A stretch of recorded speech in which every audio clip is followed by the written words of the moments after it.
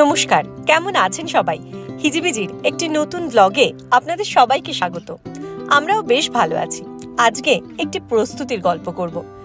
আমাদের জীবনে প্রত্যেকটা কাজের জন্য আমাদের প্রস্তুতি নিতে হয়। সাংসারিক জীবনে তো প্রস্তুতির কোনো শেষই নেই। দিনটি রবিবার মানেই সারা দিন ধরে পুরো সপ্তাহের জন্য একটা প্রস্তুতি। সকাল সকাল রান্না বান্না সেরে আমরা গেছিলাম সপ্তাহের বাজারটা করতে।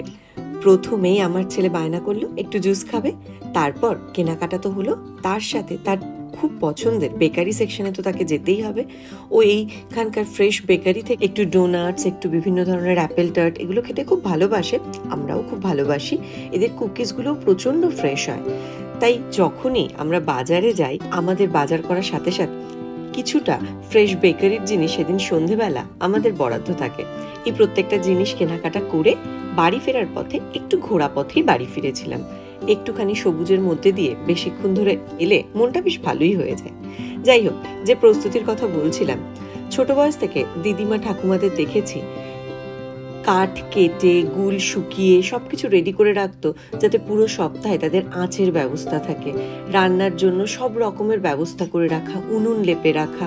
এগুলো সবসময় দেখতাম তাদের প্রস্তুতি। সময় পাল্টেছে, আমার মাদের জেনারেশনে ওদের প্রস্তুতি ছিল সপ্তাহের একটা বড় বাজার হতো, মাছ কেটে ধুয়ে বা ছোট কোনো শাক এলে বাড়িতে সেগুলো সবাই মিলে কেটে প্রপার ভাবে ফ্রিজে রাখা। সপ্তাহের ব্যস্ততার মধ্যে সাংসারিক ছন্দে কোনো ব্যাঘাত না ঘটে।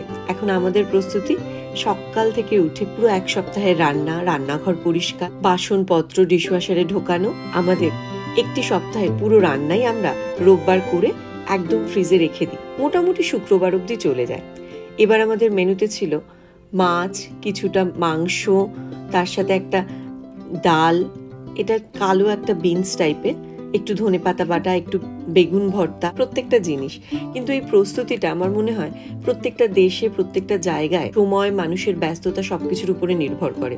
এক এক জায়গায় এক এক রকম। হয়তো কলকাতায় এতগুলো রান্না করে রেখে দিলে থাকবে না, আবার এখানে হয়তো থেকে যায়, যদিও মনে একটু খুঁতখুত করে যে কে জানি ক্ষতি করে কিনা। তবে জানেন তো, এখানে প্রেগনেন্সির সময় এখানে তো কোনো হেল্পিং হ্যান্ড নেই।